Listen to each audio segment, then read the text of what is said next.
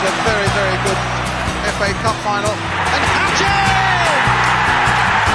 What a magnificent goal!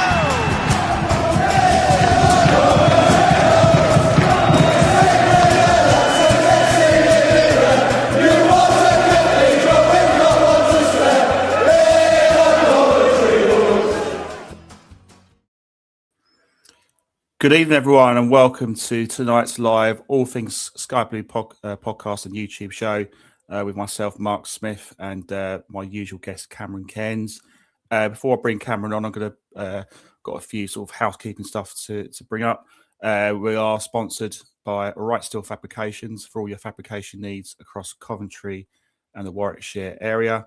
We're partnered by the Sky Blue Tavern and the Anecdotes. We are part of the Sports Social podcast. And last but not least, we're also sponsored by Sky and Friends Dog Walking and Pet Services. We're also, obviously, check us out on our YouTube, obviously, as you can see, on Facebook, TikTok, Instagram, etc. for all your latest Coventry City news. So without further ado, I'm going to bring Cameron on. Cameron, good evening. How are we doing? Evening, mate. I'm not too bad. How about yourself? Yeah, very good, thanks. I do say it's a week's a long time in politics, and obviously at the start of last week we were a bit doom and gloom, but things have changed for the better, and what a week it's been. Absolutely. It just goes to show that football is ridden on emotions, but it's also ridden on trends. You can go from a bad run and you're all doom and gloom and worrying, which is understandable, but 2 quick fire wins, and all of a sudden it's excitement again. It's just going to show football. Nothing is ever over until it's over, because there's so many twists and turns. And 2 big wins: a big win against total rivals Middlesbrough, and an important away win, which was so important because we hadn't won an away game since November, and it was so long overdue. And it was one of them games where I think it was a brilliant performance, even though we didn't make a lot of opportunities. I don't think it was ever a game for that. West Brom were always going to try and be hard to break down. And we need to stay so solid defensively ourselves, which I think we were brilliant defensively. It was a brilliant defensive performance. And we took our chances very well. The pass from Van Eyck to Mason Clark. Mason Clark took the chip really well. Gilchrist maybe could have done better, but it's also one of them where I think it was always going in, and it was very hard to do it in such an awkward angle. Second goal, though, Rodoni, he just sympathised with the goalkeeper if you're a neutral, because he had no chance. The technique to swerve that ball into the far corner, I don't care who you are, you're not saving that. That's a fantastic finish from Rodoni. And to be fair, Rodoni's had 2 back-to-back very good performances, so it's really good to see him find some form again. It has. I think Rodoni said in an interview that he got a text message from Frank Lampard as well. I think wished him luck. I can't remember exactly what he said, but obviously that must have given him a bit of confidence. But he's definitely looking like the Rodoni that we saw of last season. Yeah, absolutely. I think since he's come back from his injury, like, he's shown it in flashes, because I remember like the second half of the Charlton game, he was fantastic. He was running the show. So he showed his brilliance in glimpses. Like, he can go quiet all game, but then he put in a wonderful cross and get an assist. But he wasn't really showing it consistently. I think part of it is possibly because of that shoulder, because I'm convinced it's not 100%. I'm not making excuses for him, but if you're not fully trusting your body, that will affect your performance. But it's good to see it. I just want to see it consistently now, because he's definitely capable of it. And I also noticed he's on set piece yesterday as well, which he hasn't been doing previous games. What were you thinking behind that? Do you think Lampard just feels that he could trust him again, or what do you think should happen there? I think it's the right decision, because I kind of noticed with, like, especially with corners, Matt Grimes, his corners are fairly flat, and sometimes as a consequence he doesn't get past the first man. With Rodoni, it's quite high and loopy. Sometimes it can go well, sometimes it don't go well, but there's an element of unpredictability. So if you can just get in the right position and get a free header at goal, then you've got every chance. And I think having Rodoni on the set pieces, I think it works better. I can kind of understand, like, not having him on it for a while, because he's a fairly tall person. I think he's over 6 foot. But I think Rodoni is more useful on set pieces than he is not being on set pieces. Yeah, definitely. Yeah, I think when he first joined, I thought Rodoni was one of our best set piece players. So I'm glad that he's come back and done that. But just going back to our last couple of wins, I mean, the one player who's featured is Onyeka, who I think has come in and has done fantastic for us. Just that bit of calmness at midfield. He wins tackles. He's aggressive as well, and wins free kicks. He takes the pressure off the defence. He looks a really good player. First couple of games been very impressive. What's your thoughts on Onyeka, Frank? It's a major. For me, it's a major coup. It's a major coup. In my opinion, he's still a Premier League standard player. He hadn't played much because Brentford, obviously, over the years in the Premier League, they've been evolving and changing their team and improving. Sometimes you fall by the wayside. It's nothing you've done wrong. Sometimes that's what happens. But last season, he went on loan to Augsburg, did quite well in the Bundesliga. He struggled for game time at Brentford, but he went away for the Africa Cup of Nations and had a very good tournament for Nigeria. So he was still quite sharp and ready to go, and he's just hit the ground running. And it is so wonderful to see. You can immediately see that shift. Grimes looks calmer again. Grimes has much more room to do his own thing, which he probably wasn't really being afforded that room because Torp, as good as he's been this season, maybe he just doesn't have that ability that Onyeka does. Eccles is a different type of player. Onyeka, he just dictates everything. And I think despite his own individual brilliance, I think structurally, he's also made us better defensively because we now have two midfielders who give our defense more protection, and I think it's much more difficult to break us down now. Yeah, I thought second half. I thought generally we managed the game really well. I think if there was a slight criticism, still felt Jada Silva was a little bit exposed again on that left side, but I thought Bobby Thomas for me defensively was outstanding that second half. The blocks he was putting in was really good to see. And I think him and Joel Atibadzier have forged a decent partnership now. So that's another positive, isn't it? The two centre-halves seem to be working well together. And I'm not surprised, really, because, I mean, Liam Kitchen, okay, he's got, obviously, we'll talk about the contract situation. He got a new contract early in the week as well. But I think he hasn't been at his best. And I think this formula seems to work at the moment. And you rightly say, I think, Onyeka and Grimes also do a good job defensively. So I think we just look a lot more solid at the back. Would that be fair to say? I thought we were very good against Middlesbrough as well defensively. Yeah, absolutely. I think it is structural. I think as you know, I've kind of said in the group chat, I've always thought that the problems have been more structural than individual. Sure, you see individual mistakes, but I think it comes as a consequence of poor structure. Latibodia, he's kind of happy to keep the defensive line fairly low because he knows he hasn't really got the pace to do a foot race, but he's happy to keep a low defensive line, which gives Thomas more freedom to be his positive self. And I think it's helping Thomas perform to those high levels because when Bobby is performing at that level, in my opinion, I've said it for months, there is no centre half better in the Championship than this version of Bobby Thomas. I think Bobby Thomas is that good. Yeah, and I think just obviously he sat the game out against Oxford, but I think it's done him good. Just sit a game out, reflect, come back in, and he's been superb. But I think the alteration in the structure has been brilliant. We can still be our attacking selves. We can still be very ruthless going forward. But first and foremost, stay solid and then punish any mistakes from the opposition. And that's what we've been doing. And I think yesterday was a perfect game because we played a West Brom side that, let's face it, from what I saw, they looked doomed. I thought they were a very, very poor side. They really didn't show any quality. So I think it was, in a way, it was the ideal fixture. So I think overall it was a very good win. It's a game you expect to win, but we did the job, and that's the most important thing. And I think one of my big frustrations in the first half was the referee. I thought the referee was, particularly first half, was abysmal. I felt Sakamoto didn't get any protection at all. And there were I think there's one incident in the first half where he booked Sakamoto when really the foul was on Sakamoto first. I think he has booked him because he's kind of made a gesture to sort of deliberately try to trip him or something. So it was very, very... I was just puzzled that he didn't spot that. I just thought he was very poor first half. What was your thoughts on that? I want to know where he got his referee license because it should be revoked. That's all I have to say about it. It was just questionable at best and disgusting at worst. Yeah, I just thought he gave some very strange decisions. Admittedly, Onyeka, he did have there was one really late tackle. He kind of went over the top on his calf, I think, which if referee sees that could have been a red card. But I think before that, he's got to see Sakamoto was fouled. I just felt like he wasn't getting any protection. And there was one penalty shout on Radoni, but I don't think that was a penalty. I don't know what your thoughts were on that one, but I didn't think it was.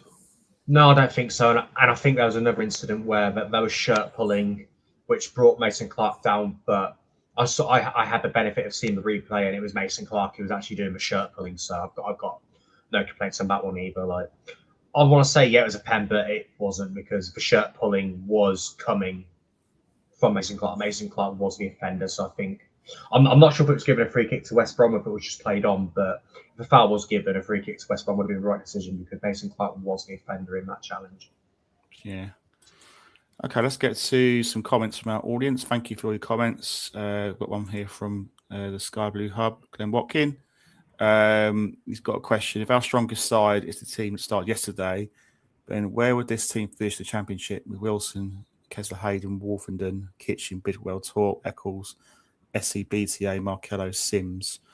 I would say probably a top 10 side. I don't think it'll be in the top 2. What would be your take on that?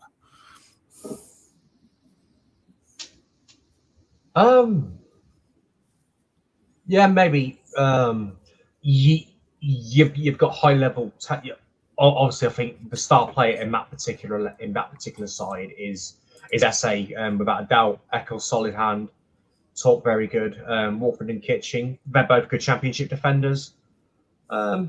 Maybe upper mid table. I don't think I'd argue against that. I think Sims could get a fair few goals from Markello and Sims. But then again, Markello is kind of an unknown commodity. It's really hard to say where he is at the minute when he's only really had like 15 minutes on the pitch, and it's clear that he's still trying to get fitter. Yeah, he did feature briefly in the Middlesbrough game, but yeah, I think he needs to be given a chance. I think it's an interesting question there. Let's have a look at any other questions here from anyone. Assassins United says that Sky TV said that we have the strongest side, or strongest squad, shall I say, in the league right now. They are on all of our bench strength. I think that's a fair comment. I think we've got a really good squad now. There's definite quality there. I would say, if I was to be a bit nitpicky, I don't think the backup players with Jada Silva are great, but then again, you could move Kessler Hayden to that left-sided position. I think defensively, I don't think we're the greatest, but I think the two guys who have Thomas and Latty have done a good job in the last couple of games. What's your assessment on the squad generally? Are you happy with what we've got now? I think Onyeka for me is the real deal, and I think he's added a lot of steel to that team. Yeah, it's a fair comment. In terms of like overall squad talent, maybe you could argue Ipswich, but in terms of like talent, depth, and overall heart, just spirit, I don't think there's many who can rival us. Obviously, there's a glaring weakness at left back, but every side has a weakness, so that's okay. And as for Kessler Hayden is our second choice right back. Yet, in my opinion, he starts the majority of championship teams. He is probably, in my view, the unluckiest player in our squad, because he was brought in with us expecting Milan to go. But Milan, he ended up staying, which I'm really happy he did. He even signed a new contract, which I know we'll get to later, which has meant Kessler Hayden's kind of had to bide his time. And it's nothing he's done wrong. I think he's looked quite good whenever he's come on, but Milan Beniva, no one's getting ahead of him in this league. In my view, he is the best right back in this division, and there's just no shame in being behind him. So yeah, I definitely think Kessler Hayden is the unluckiest player in our squad. Yep, definitely agree with that. Okay, let's cast our mind back to the sort of start of the week. Middlesbrough, a 3-1 win. I thought it was a really, really good performance from the side. I thought we were hungry, we were up for it. We felt like we looked like a team that were angry that we'd lost that, big advantage at the top. Overall, what was your sort of emotions after that? For me, it was probably our best performance of the season. Yeah, I can't argue with that. And as weird as it sounds, while no one's ever going to be happy that they blew away like a 10-point lead, because it is never acceptable. But in its own weird way, what if it ends up being a blessing in disguise? Sometimes to become hungry again, you need to be humbled. Like, but it happens in all forms of sports. Like in darts, Phil Taylor would lose a game. It just make him hungry to regain that title. Another good example could be Ricky Hatton. He loses a fight to Floyd Mayweather. He's hungry to get back on the saddle. Great athletes or great teams, sometimes they need a bad run to rediscover themselves, and maybe that's what we needed. Did we want it to happen? Obviously not. No one wants to go on a bad run, but maybe that's just what we needed to rediscover. Okay, we are this good. We are good enough. And why did we let this happen? But we can turn it around and we can go on another run, and that's what I think we're more than capable of doing. And I thought Haji Wright was absolutely brilliant in that game. He looked the man possessed. He was up for it. He was aggressive. Not just Haji Wright, to be fair. You look at the very first seconds of the game when Joel Latibeaudiere, when I think Tommy Conway bounced off Latibeaudiere, we were aggressive. We were snarling. The atmosphere was brilliant as well. I thought the whole night was fantastic. But Haji Wright, hat trick. What a time to do it! A big game, and he turned up, which was great to see. Yeah, absolutely. Just to see the hunger from him, and I think to Ellis Sims' credit as well, because Ellis Sims, although in recent weeks his game time's kind of been limited, Ellis Sims is clearly pushing him in training. They're both happy. They're both up for the fight, and that breed of competition, it makes to both of them better. Ellis Sims has done well when he's been given opportunities. Haji Wright, okay, he struggled during the winter months. And Ellis Sims during that time took his chances really well. But Haji Wright got back on the score sheet. He's been scoring again. And he looks like somebody who wants to do well. And I think even in games where he hasn't been scoring, so case in point, he didn't score, went to West Brom, you can see the effort's still there. He's still trying to make runs. He's still trying to make space for other players. And I think, in my opinion, I don't always judge a striker by their goals. Or I know it's weird to say because strikers are judged by their goals. I think you have to see the general play. Ellis Sims, is he going to get you 20 goals a season? I don't know, maybe not. But what I see with him, he makes runs, he holds the ball well, he frees up space for others. Haji Wright is beginning to do that more often as well, and that's what I like to see from our strikers. Yeah, definitely. I think the challenge for Haji Wright is to keep that sort of level of performance up. We want to see that more regularly. I think that's my criticism of him. But 13 goals, top goal scorer in the club. You know, he's up there. He's not top goal scorer in the Championship. I think it's for Potnick, but he's definitely up there. And I think, you know, he's one of those strikers that if he gets in, he can get 2 or 3 goals quite quickly. And Ellis Sims has been a bit like that this season as well. So that was good to see. And I thought we played really well. I thought that was a game where, to me, I mean, time will tell whether that season's defined or not. But certainly, that's been a real turning point in the last couple of games. You know, obviously, we're still tight. We're only 3 points ahead. There's still plenty of games to go. But to me, that felt like a really big win. If we hadn't won that game, I think we'd be talking about, you know, probably are we going to be getting the playoffs this season? It was that big a game, wasn't it? Yeah, absolutely. And that conversation was already happening before the game because of a run of form. And it's like, okay, it's fair because based on our form, we've not been performing like a team, but looks like we're going to challenge for the title. But great teams, when the backs are against the wall, when all the questions are being asked, they answer it in the biggest game possible, and that's exactly what we did. Middlesbrough, before that game, they've been on a brilliant run. They're winning game after game after game. We beat them. They went on to draw against Oxford, which kind of makes me feel a bit better about our game against Oxford, to be honest. So I think they'll be back. I think Middlesbrough, I think they'll be fine and go on another run. But it can happen. Like it's sometimes it takes one. You lose a big game and it can rattle you for a while. I think obviously we lost at home to Ipswich shortly after Boxing Day, and I think it clearly rattled us. It rattled us for a little bit, and I think it showed in our performances and in our results. But we got that big win. We're back on the saddle, and I think that's what's happening to Middlesbrough right now. I think they'll be okay. They'll carry on.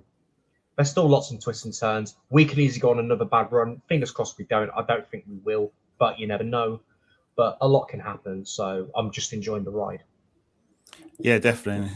It's great. Enjoyed the ride when it's hot. So yeah, I think overall yesterday was a really good day for us. As you say, Middlesbrough dropped points. Ipswich lost to Wrexham, which is good. So we're definitely at least going to be 5 points clear of them once they play their 2 games in hand. But hopefully it'll be more than that. So we're in a really good place. But I think the important thing is not to get complacent. Complacency, we don't want complacency setting in. We've got to position now. We've restored our position at the top of the league. And the key now is we've got to stay there. It's easier said than done, but we've got to be focused on every game. I think Wednesday is going to be a massive test against Sheffield United. We know the qualities that they've got. Obviously, two players that have been with us with Heyman and O'Hare. What's your thoughts going into this game? If you're Frank Lampard, what would you do team-wise? Would you keep the same team or would you make any changes? I would try and make the team as physical as possible because I think that's exactly what Sheffield United are going to try and do to us. They're going to make it physical. They're going to make it tough. They're going to make it scrappy. And that's what I expect from them. They're going to make it difficult. So I want Hadji Wright at his best. If the centre-halves try and give it to him, give it back. Bobby, for this particular game, Bobby's your first name on this team sheet just because you know what you get with him. You get physicality. Onyeka is this game he relishes. I can imagine him being solely focused on Hamer trying to stop Gustavo. O'Hare with his trickery, he can definitely cause problems, but if we can stay disciplined, I think he could be a non-factor. Latty need him to be on it as well if he is to be selected. Because Bamford, he is like a fox in a box. You give him one opportunity, he can punish you. But it should be a good game. I think it will be a physical encounter, so I would definitely lean towards making an 11 that is built towards physicality. Do you think there's a possibility you might play 5 across midfield? Or I personally would go the same 11. I wouldn't change anything. I'd keep the same team. But do you think maybe he might go maybe an extra midfielder, or do you think he'll keep the same team? I think he'll keep the same. I think he'll keep the same formation.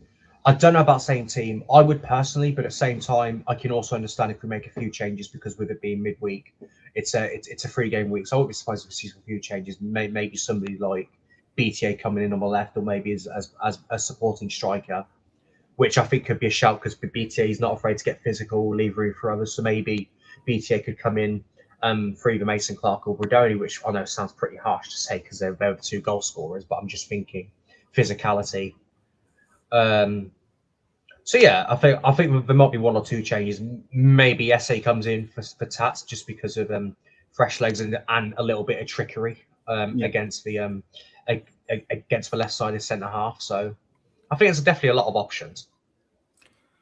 Yeah, I think so. I think a key battle for me is Andre Brooks against Jay Da Silva. I think that's a key battle because I feel a lot of teams trying to expose Jay Da Silva. I think he's one you got to watch out for. Gus Hamer, obviously we know the quality that he brings. Callum here, I think is probably one of their best players this season. Are you surprised to see Sheffield United struggle this season? I mean, obviously it could ironically still be in the playoffs because it's that tight this season. But are you surprised by the number of games they've lost with the talent they've got at their disposal? No, because the start of the season was a disaster, and I knew it would be because the decision to sack Chris Wilder last summer, it was a shocker of a decision. 92 points across the calendar year. I know it was 90, but I think they had 2 points taken off them. They lost the player final, and then they get rid of him. 92 points in most seasons wins you the championship, never mind automatic promotion. So I think the decision to sack him was an absolute disgrace. And I think they deserved exactly what they got when they had that horrible start. He came back in. It took him a while to get going. But since then, although they've not been spectacular or pulling up any trees, they've been solid. They've been hard to beat. And then bit by bit, been chipping away, getting points. And I think as a result, with nobody being consistent, it's allowed them to climb the table, get back in the mixer. A big win against Sheffield Wednesday. And although a win could do a lot for us Wednesday, a win for Sheffield United on Wednesday, it could do them a lot of good. They could really get themselves right in there.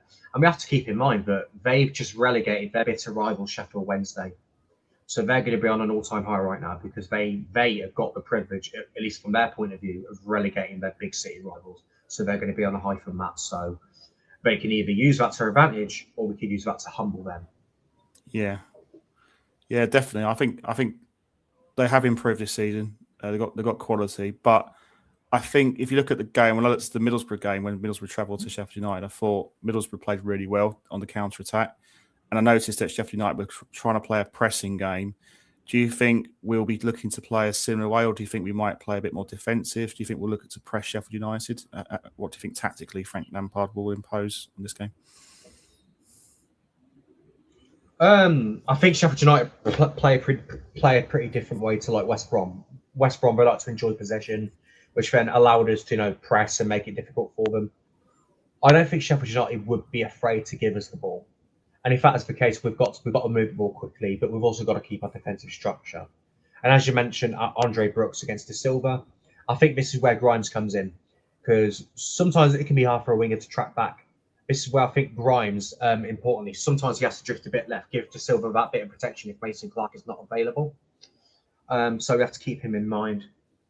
But it really depends. I think Sheffield United won't mind giving us the ball, but we've also got to be mindful of a counter if that is the case, because we know how dangerous Gustavo Hamer can be. Because Gustavo Hamer, although he hasn't scored as many goals this season compared to his last year in the last season, the performances haven't really dropped. At the moment, he's probably the informed midfielder in the league, maybe after Aidan Hackney.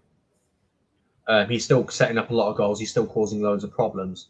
So the objective is keeping him quiet, keeping O'Hare quiet.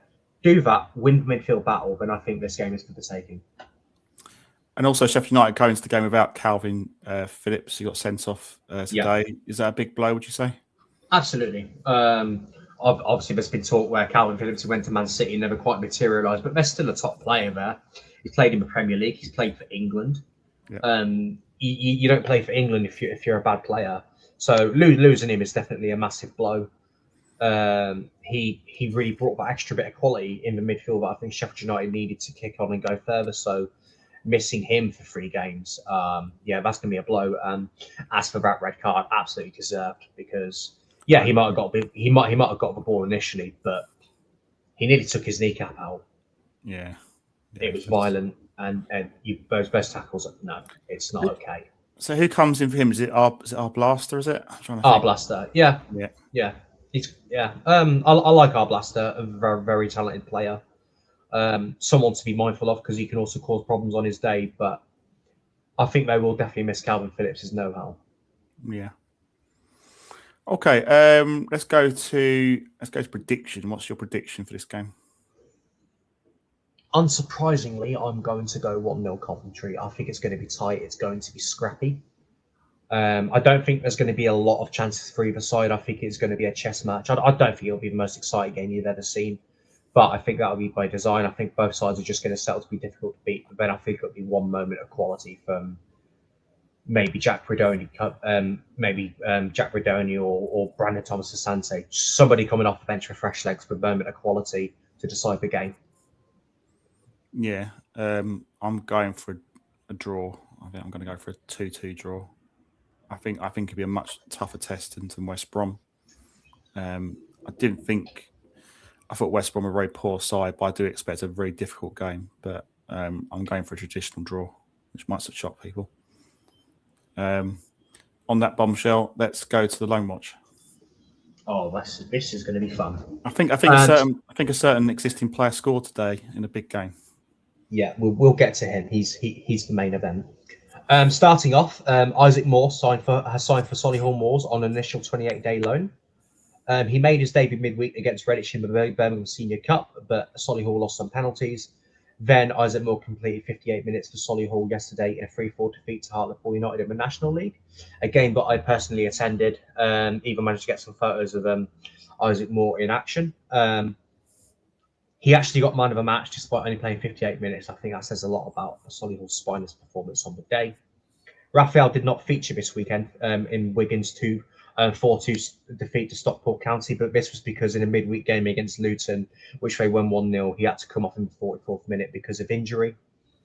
Number 3, Brad Collins returned to form for Burton Albion, as well with a clean sheet over Rotherham in midweek in a 1-0 win, and he also helped Burton get a crucial point yesterday against Luton. They are now out of a relegation zone as a result.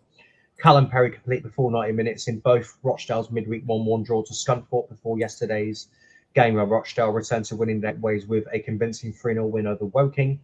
Aidan Dowse completed the final 8 minutes plus added time in Scunthorpe's 1-1 draw against Rochdale before completing the last 26 minutes in Scunthorpe's 3-1 defeat to Aldershot.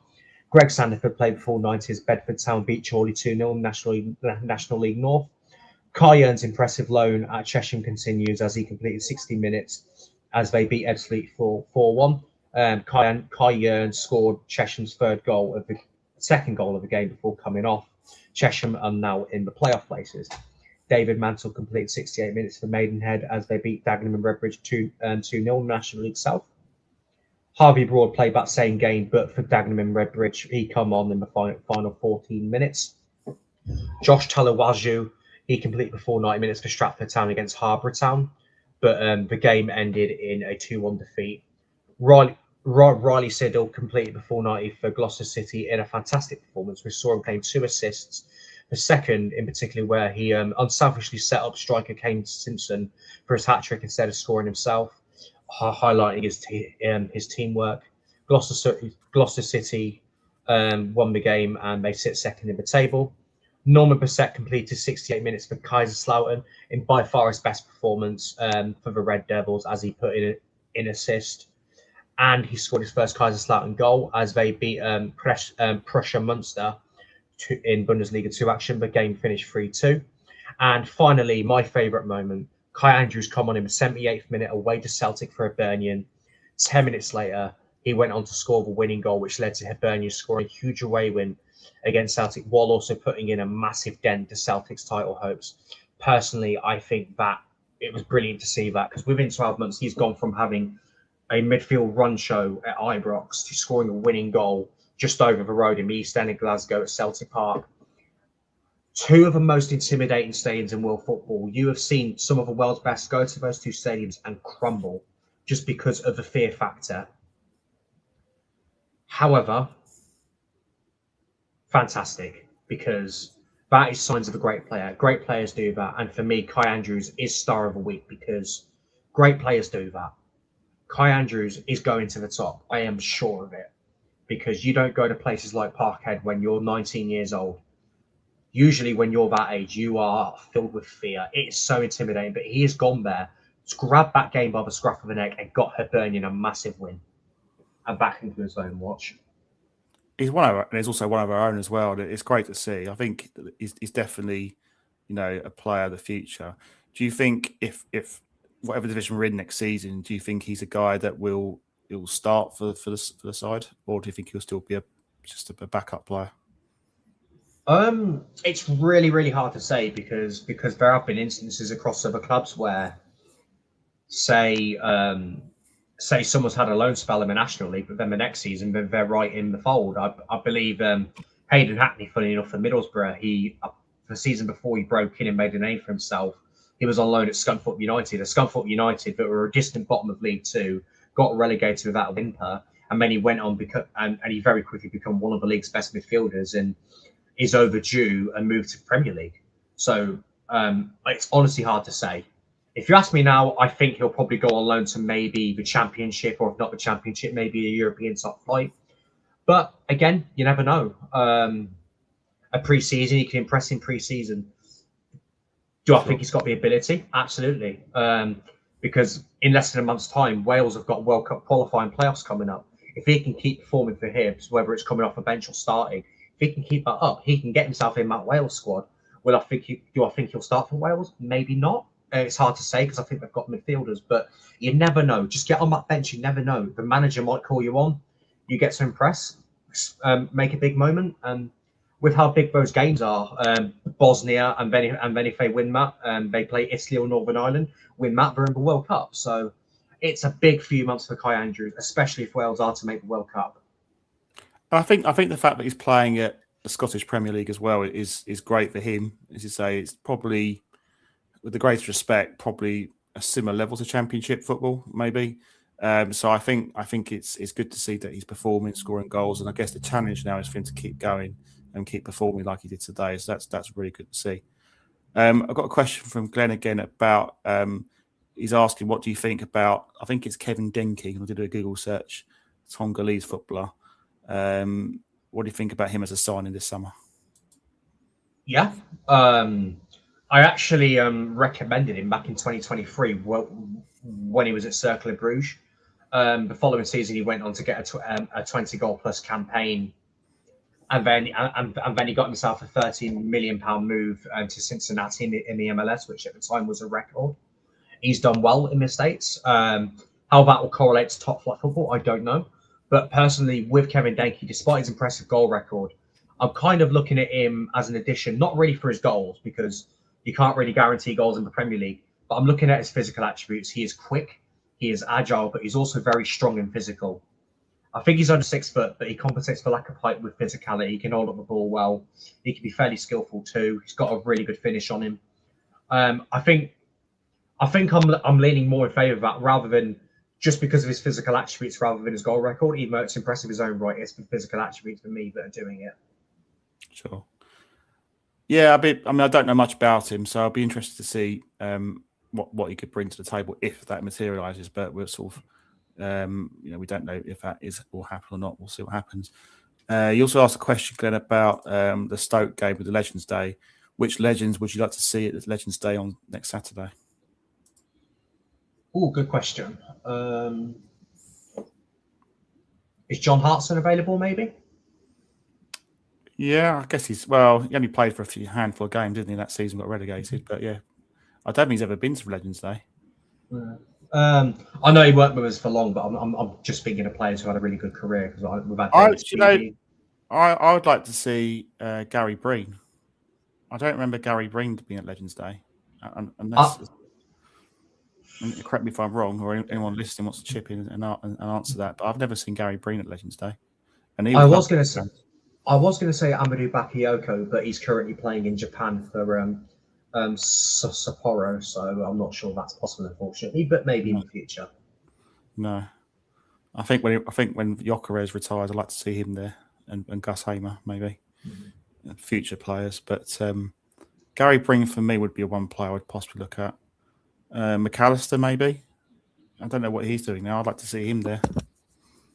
Kevin Gallagher, just anyone that's Scottish. Well, I think he works for BBC Lancashire, Blackburn Rovers. So I don't, unless we were playing Blackburn Rovers, I think he would have been there. He can throw in a sickie. It's fine. Yeah. So if you're listening, Kevin, you can always throw a sickie and come to the Stoke game. Obviously, Oggie's a legend. Obviously, he's there every year. They're probably be my choices. I don't think. I mean, Dion Dublin, would that be a controversial one? Bearing the money went to them across the road. Possibly.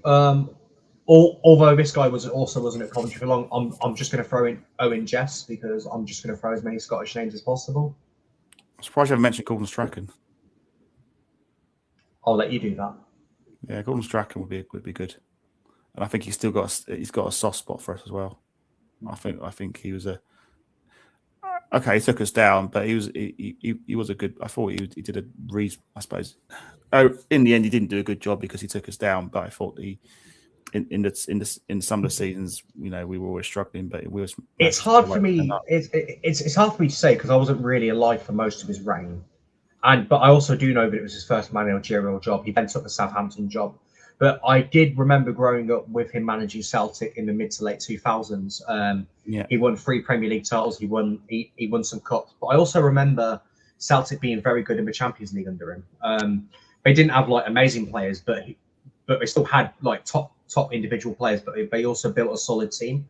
I remember, I think it was a 6-7 season where they beat Manchester United at Old Trafford, and then in 2 consecutive seasons they made the last 16 of the Champions League. Not because of brilliant football, just because they made themselves very hard to beat, especially at home. And they even gave AC Milan a game, if I remember correctly. So he definitely grew as a manager compared to his first stint. And as a Scotland fan, he kind of laid the foundations for what Steve Clarke went on to do. Because when he took over from Craig Levine, Scotland were in a really bad place as a national team. I think they were even below, I think it was Libya in the world rankings. And although they didn't make any tournaments under Strachan, the foundations were built. They came close into multiple tournaments. You see the constant improvement, which only continued under Steve Clarke. So I think he deserves a lot of credit for the improvement Scotland have had in the last decade. So not a couple of other names I thought of is obviously Roland Nielsen, who obviously played for us and managed us briefly, and Richard Shaw. I think I like Richard Shaw. I think he was Magnus a good Hedman? Yes, Magnus Hedman was a good servant as well. He kind of came in and sort of, I think he kind of, well, Oggy was kind of number 2 back then, and then he kind of became number 1, didn't he, Hedman? But yeah, I don't think I've ever seen him at Legends Day. I'm thinking of players that this is more players my era. I can show my age a little bit for those younger people listening. What about sort of? I mean, obviously we had a bit of a dark period in the League One, League Two days. But is there any sort of unsung heroes maybe if they were to retire? Who would you like to see? David McGoldrick maybe is a name I'm thinking. John Fleck. I think there's no doubt about that one because yeah. I remember he coming at a time where he signed on a free from Rangers. And I think it was a season where Rangers had to drop to the 4th tier of Scottish football because of their issues. But I also remember, like, before he come here, he was kind of coming through at Rangers. He was coming through at Rangers. He was like on the fringes under Walter Smith and then with Ali McCoist. And I'm pretty certain that if they had stayed in the top flight that season, he probably would have been a more regular fixture in that Rangers side. But because of that situation, that wasn't the case. He ended up leaving. He ended up coming to Coventry. And I think despite those dark periods, he was definitely a highlight in that difficult time. And it was sad to see him go, but I think it was also inevitable that a higher budgeted League One side were going to snap him up. Then he went up with Sheffield United. Then he went into the Premier League. He made the Scotland team. He did well in the Premier League. And all that success he ended up going on to have, he absolutely deserved all of it. I think he's now at Chesterfield as he winds down his career. But absolutely, I love watching John Fleck. Yeah. I'd imagine Davo there, wasn't he? I'd imagine. Yeah, easy. Especially for his cult hero-like status, similar to Bakayoko. Yeah, we'll forget about the penalty, but it's not his fault alone that we did. Weirdly enough, though, I think it was the penalty that made him the cult hero because obviously you get people who make unsavoury things because suddenly people are braver behind the keyboard. But weirdly, that moment made him a cult hero, not only with Cult, but just with the Football League community because everyone rallied behind him. Yeah, he's just unfortunately, sadly for him, his career never recovered after that. So he went to Forest. You got released, and then he went to Forest Green, and he had a falling out, I think, with Troy Deeney, and then it just made it pear-shaped. Yeah, I think ongoing injuries didn't help either. Because he was, I think after the promotion season, I think he got injured just before the start of the season, but I don't think he ever recovered from that injury, and then just more niggling injuries continued. Yeah, hamstring issues. He had a lot of problems, didn't he? Because when he was fully fit, I thought he was brilliant. It was brilliant our League One season. I think people need to remember that it's not just about people remember him for the minutes in the penalty, but he was part of a squad that got us into the Championship, and he's part of the history of the football club. And I thought he was one of our better players, certainly one of our best players in that position. He was Player of the Year, in my view. That season, he was Player of the Year. I think he was our best player. He was definitely well regarded by his teammates and the supporters. There's definitely an affinity there. It's a shame how his career ended up, but I think it's important that the football community rally around and remember, the good things he did for the football club, because he did do a lot of good things. And I think it'd be very short-sighted to harp on about what happened at Wembley. So I think he definitely deserves to be there. Cool. Was there any other thing you want to bring up? Anything else you want to bring up? We've not opened on the Stoke game yet because that's this Saturday.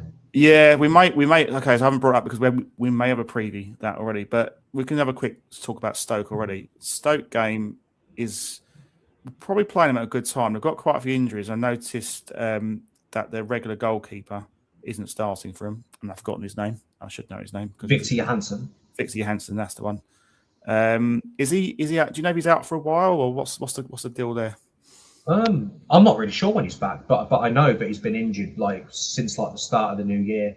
And I do think it is a massive blow because, in my opinion, he is the best goalkeeper in this league, and I'm including Rushworth in that. I think Johansson is that good. And I think him not being there, I think it showed him a drop off in form, and that isn't a reflection on their standing goalkeeper. I think he's done a reasonable job. But Johansson is that good that there's games where he will win you points by himself. I think he's that good.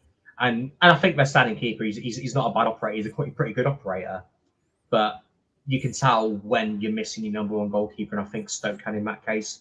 I don't think they've won a game since January. Correct me if I'm wrong, but I think my last win was against ourselves in the FA Cup. Yeah, no, yeah. They showed good character at the weekend to get that late equaliser against Leicester, but I also think that was a game they let get away because they opened the scoring.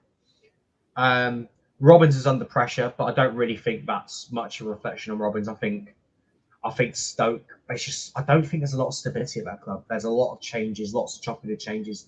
No manager really gets like the time that they need, and from a Stoke perspective, if Stoke don't win midweek and then Saturday, could it cost Robbins his job? I think it would be harsh because I think you need time, but at the same time, they have been on a bad run of form, and if you don't fix the run of form very soon, they are going to start looking at the managers. So they do need to change up soon. But I do agree that it's a good time to play them. It's at home as well, so that makes me even more confident. Yeah, I'm feeling pretty confident that one. I mean, the other thing I noticed about Stoke is I think they lost their coach, Paul Nevin. I'm not sure what the behind the scenes were. I mean, people were sort of talking about it's similar to the AD Vivash situation, but obviously we don't know what the reasons were behind it. But it just seems a bit strange that he went. So I don't know what the thinking was on that one. Hard to say. I'm not really educated, so I can't really comment or speculate on what's going on there. But sometimes coaches come and go, so hopefully it's just a little change rather than anything drastic. Okay. So early prediction for that Stoke game. How do you think it will go? I'm gonna go 2-1 Coventry. I'll go 3. Go on. Carry on. I'll say 3-1. You go ahead with your reasoning for that score. Because I love giving our fans severe anxiety, Stoke are going to take the lead. So sorry about that, but Stoke are going to take the lead. Then we are going to score on the stroke of half time through a Bobby Thomas header. And then we're going to dominate the second half. We're going to get frustrated. You're all going to think, oh, Stoke are going to nick this. And then BTA is going to get the winner. That's how it's going to go. Yeah, I'm going to go 3-1. I think we'll score first. I think it'll be 1-1. I think we go on and win 3-1. So I'm going Haji Wright. I'm going to go Sakamoto and Mason Clark. I'm going to go those 3. We'll see what happens. Yeah, that's a shout. I think, to be fair, Sakamoto's due a goal. He's not scored in a while. The performances are not there, but sometimes you just got a little goal drought, so the performances are there. So, yeah, he's due a goal. So hopefully he does get himself a goal. And look at it even further ahead. We potentially could be playing 3 home games on a trot. You know, if that's if Bristol City beat Port Vale in the FA Cup. So that could be interesting. The fact that we've got 3 home games potentially, that could be a big thing, couldn't it, for the season in terms of momentum? Absolutely. At home, I think our season's been defined by our home form, and I think at home, I back us against anybody. We've rarely had a bad result at home. I think really we've only had 2 bad results at home. I think when we drew 0-0 against Hull, we were all thinking, oh no, they're going to struggle, so that's a bad result. But with hindsight, it weren't really a bad point, given what Hull went on to do. We've gone on to do. Norwich, we had to fight back from going from behind. So I think when you come from behind to get a point, that's always a good point because you easily could have lost that day. Ipswich, obviously, it's never good to lose at home, but they deserve to win on the day. And obviously, the Oxford draw was not good. It wasn't good enough. But that was also a credit to Oxford for making it difficult. So aside from 2 bad results at home, we've almost been completely infallible at home, and I expect that to continue. Fingers crossed it does. But I'm optimistic as well. I definitely feel a lot more positive about things. But I think Wednesday night is a big test against Sheffield United. I think it'll be possibly one of our toughest away games we've got left. You could say maybe Swansea away as well. But I think this is a side that, okay, they're beating Sheffield Wednesday, and let's face it, they did celebrate it like they won the league. But anyway, I'll do the same. Yeah, but hopefully that's the only time they'll be celebrating this week. So fingers crossed, we'll go there and get the job done. And that would, psychologically, I think if we can get 3 points, that'll give us tremendous belief ahead of the rest of the season, wouldn't it? Swansea worry me a little bit in the sense that they're mid-table, but I've noticed that they tend to not really get the results that they should against sides around them or weaker sides. They kind of let themselves down. But I've also noticed that they tend to do well against the better sides, and I think we've got to be mindful of that. And although we won against them on Boxing Day, it weren't easy. We did make hard work of it, and Swansea and although Swansea didn't really threaten too much, we weren't really outstanding either. It took a good goal for Mason Clark to break the deadlock with Cullen. I think it was Cullen who missed a really good chance to go level. Yes. Yeah. Second half. So I think we've got to be mindful because on their day, Swansea, they can meet the better sides. I think they've shown it earlier this season, while also not really winning the bread and butter games. Potnik, he's had a brilliant season in an average Swansea side. I wouldn't be surprised if one of them, if anyone who is promoted this season actually brings the Potnik with them to the Premier League. Yeah. Do you think he's the best striker in the league? I mean, obviously, goal scorer, his goals will tell you he is. But from what you've seen, is he the best striker? It's hard to say because he's somebody who he scored a lot of goals in a fairly average Swansea side, which isn't any dig at Swansea. I think they're still a good side in their own right. In my view, I think the best striker in the league has been Oli McBurney. I think he's been absolutely fantastic. A free transfer from Las Palmas. I think in terms of overall performance, it's been Oli McBurney because not only has he scored, he has set up a fair few as well. But he's definitely Vipotnik's definitely in the conversation. If you put Vipotnik in a championship team of the season right now, I honestly wouldn't be able to say that you should put someone else in because it's completely a fair shout. He's had a fantastic campaign. Yeah, definitely. Yeah, I guess the other question I forgot to ask you was about Bamford. I mean, obviously we had the opportunity to have signed him. Are you one of those fans that are happy or not happy that he's not with us? I think I said at the time that we didn't need him. Given the amount of goals he's gone on to score, I've got a little bit of egg on my face, but that's okay. But at the same time, I still maintain that I feel we didn't need him. I backed our strikers to be good enough. But at the same time, it's good to see him do well. I've always liked Paddy Bamford. He's done really well at Leeds, even in Premier League. And although not everyone likes Sheffield United, I'm kind of in the minority. I don't really like them as a club, but I love their manager. I love Chris Wilder. I know I'm in the minority there, but I love my characters. Chris Wilder, he's a character. Yeah. To me, I see a lot of people say they love Neil Warnock because of his character and personality. Wilder's no different to that. Yeah. He's kind of like a younger Neil Warnock, a passionate Sheffield United fan. He loves his club. Sometimes he wears his heart on his sleeve, and sometimes, that does rub people up the wrong way. And I'm going to treat him like the pantomime villain midweek. But honestly, I think personalities like Wilder, I think they're good for the game, as long as they don't go too far. Sometimes you do, but I think people like Wilder, I think they're good for the game. I think you need those personalities to make football more interesting. I agree with that. I think he's got, as you say, I think you hit the nail on the head there. Personality is a big thing. He's not like a robotic kind of, media trained person when he gets asked questions. He's quite blunt, he's quite forthright, he's quite honest. And I think it's quite a refreshing change to see that. I see managers a lot at sort of Premier League and it's just, or a player has been interviewed and they just sound very boring, very monotonous. But Wilder is very straight talking. I think I do respect him. I think he's one of those guys, if he's a manager of your side, you really like him. But I guess there'll be plenty of fans out there who don't like him, but I think he's a character, and I think we don't have enough characters in this game generally, and I think he's definitely one. And I think that was why, in the group chat, where obviously I think some people were making comments like, "Oh, I don't like him." I was kind of defending him, not necessarily defending his conduct, but at the same time, he might be Sheffield United manager, but he's also a Sheffield United fan at heart. He loves the club. He bleeds the club. He's wearing his heart on his sleeve. He's celebrating the fact that they have relegated their bitter City rivals. Is it in the spirit? Is it good in the spirit of the game? No. But do you care about the spirit in that moment? No, you don't. And the reason why I was backing him in that sense is because we would all do the same. And I'm convinced that anyone who said they wouldn't, I think they're lying.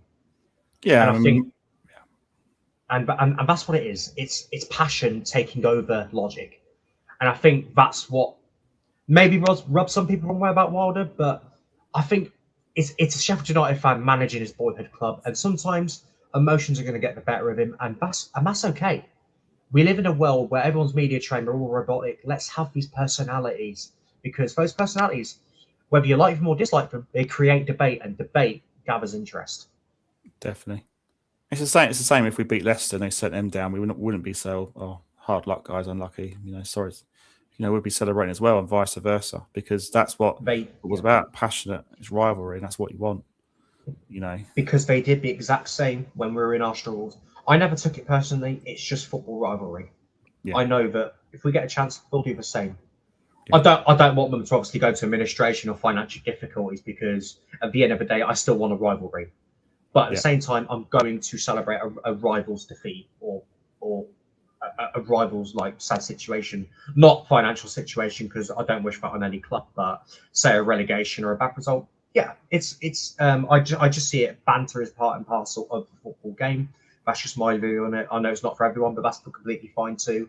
It's just a case of, okay, if you see someone's not really interested, don't engage in that kind of behavior with them. They're not interested, leave them alone. But if you are, then brilliant. Just find someone else who is interested in engaging it with you.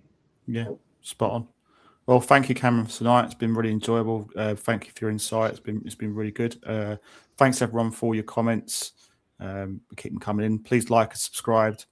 If anyone's listening on the podcast channel, when you listen later on, it's out tomorrow recording. Please like and subscribe to our All Things Sky Blue YouTube channel, and also follow us on our social media channels across X, Facebook, TikTok, Instagram, YouTube, or wherever you get your social media from, and also wherever you get your podcast from. So thank you, Cameron, for tonight's show.